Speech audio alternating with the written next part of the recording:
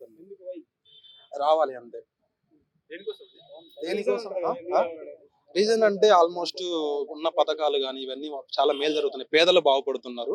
So పేద ప్రభుత్వం కాబట్టి మళ్ళీ ఒకసారి వస్తే బాగుంటుంది. ఇంకోటి ఏంటంటే ప్రభుత్వం పనితీరు తెలియాలంటే 5 years లో ఏం తెలియదు, 10 years అవకాశం ఇస్తే తెలుస్తుంది. మరి మరి ప్రతిపక్ష పార్టీలు బాగా వ్యతిరేకం చేస్తున్నాయి కదా ఎన్ని వ్యతిరేక శక్తులు వచ్చినా ఎన్ని వచ్చినా సరే నెక్స్ట్ 5 years మాత్రం జగన్ దించే మొగడైతే ఎవరు లేరు.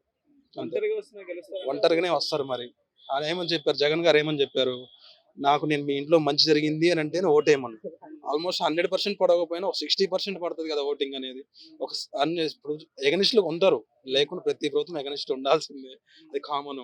బట్ ఏది ఉన్నా నెక్స్ట్ 175 లో 100 above అయితే మాత్రం పక్కా వస్తాయి. జగన్ గారికి చంద్రబాబు నాయుడు గారికి డిఫరెన్స్ ఏంటంటే ఏం చెప్తారు? జగన్ గారు అనుకున్నదన్న మాట ఇచ్చేసి ఖచ్చితంగా చేస్తారు. చంద్రబాబు గారి నాయుడు గురించి అయితే నేను మాట్లాడేంత రైట్స్ నాకు ఉన్నాయో నాకు తెలియదు, ఆయన అంత ఎక్స్పీరియన్స్ మనకు లేదు. బట్ జగన్ గారి గురించి నాకు తెలుసు కాబట్టి ఆయన గురించి నేను మాట్లాడగలను. అంటే 14లో బాబు గారు సీఎం గా ఉన్నప్పుడు హామీలు ఇచ్చారు, 19లో ఈయన సీఎం గా ఉన్నప్పుడు హామీలు ఇచ్చారు. ఇద్దరిలో హామీల పరంగా ఎవరు ఎక్కువ నెరవేర్చారు? జగన్ గారే బాగా చేశారు అనిపిస్తుంది. బట్ ఎవరికైనా ఆయనకైనా ఎవరికైనా 10 years అవకాశం ఇస్తే ఏ ప్రభుత్వానికి తెలుస్తుంది. ఇప్పుడు హైదరాబాద్ మనకు ఎగ్జాంపుల్ అనమాట. బట్ ఇప్పుడు ఎందుకు టీఆర్ఎస్ పోయిందో నాకు తెలియదు. మాది ఎందుకంటే ఆంధ్ర కాబట్టి ఆంధ్ర పాలిటిక్స్ గురించి మాట్లాడతాను, ఆంధ్రానే ఆలోచిస్తాం ఎక్కువ. షర్మిల గారు కాంగ్రెస్ లోకి వెళ్ళారు కదా, జాయిన్ అయ్యారు కాబట్టి ఆమె కూడా కూటమి పార్టీకి సపోర్ట్ చేస్తుంది. జగన్ మొత్తానికి ఒంటరి కూడా అయిపోయే అవకాశం ఎక్కువ ఉంది. నా అంచనా ప్రకారం అయితే ఆమె ప్రభావం అంత చూపించకపోవచ్చు ఈ 5 years లో. నెక్స్ట్ ఏమో 2029 ఏమైనా ఉంటుందేమో కానీ ఇప్పుడైతే మాత్రం ఆమె ప్రభావం ఏం చూపించకపోవచ్చు. ఎన్ని సీట్లు వస్తాయి అనుకుంటున్నారు? పోయినసారి 151 వచ్చినాయి, 110, 120 మధ్యన రావచ్చు. 100 above అయితే వస్తాయి. తగ్గుతాయి. తగ్గుతాయి అంటే కొన్ని ఇప్పుడు ఉన్నారు కదా, ఇప్పుడు అలా పార్టీలు మిగతా పార్టీలు ఉన్నాయి, వాళ్ళ పరంగా కొన్ని ఉంటాయి కదా, క్యాస్ట్ వైజ్ గా చూసుకుంటే తగ్గొచ్చు. ఆర్టీసీ నష్టాల్లో ఉంది కదా, ఉచిత బతుకమ్మ అని ఇస్తున్నారు కదా, ఎక్కడ ఆంధ్రాలో ఏం లేదు ప్రెసెంట్ అయితే. అమల్లో ఉంది లేదే, ఈ వైసీపీ ఇవ్వట్లేదు అనుకుంటాను కదా. అంటే ఇప్పుడు రెండోసారి కూడా మళ్ళీ జగన్ గారికి ప్రజలు మొగ్గు చూపుతారు. ఆర్టీసీ అయితే ఫ్రీగా అయితే ఇవ్వకూడదు, అది మాత్రం అది ఇస్తే మాత్రం చాలా అనర్థాలు జరుగుతాయి. ఆల్రెడీ మనం ఇప్పుడు భరిస్తున్నాం కదా, ఇక్కడ మనం తెలంగాణ చూస్తున్నాం కదా కొన్ని సిచ్యువేషన్స్.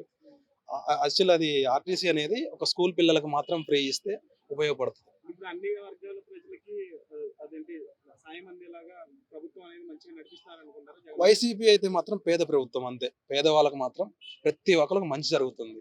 బిలో 5 ఎకరాలు ఉన్న వాళ్ళు ప్రతి ఒక్క అంటే పొలం ఉంటుంది కదా, ఎవరైనా వ్యవసాయదారుడు కానీ ఎవరు కానీ బిలో 5 acres లోపల ఉన్న వాళ్ళందరూ ఆల్మోస్ట్ పేద కుటుంబాలే, మధ్యతరగతి కుటుంబాలే, వాళ్ళకి మంచి జరుగుతుంది.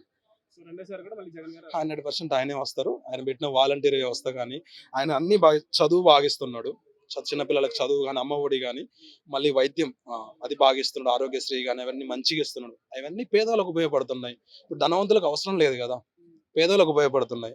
ఖచ్చితంగా మళ్ళీ ఆయన వస్తారు. ఖచ్చితంగా ఆయనే రావాలి. ఈ 5 years చూస్తే జనాలకు ఆయన అంటే ఏంటో తెలుస్తుంది, ఆయన పనితీరు తెలుస్తుంది, ఆయన అనుభవం అనేది మీకు ఖచ్చితంగా కనబడుతుంది. ఇప్పుడు ఎన్ని మాటలు ఎన్ని చేసినా నెక్స్ట్ మాత్రం వైసీపీ పక్కా.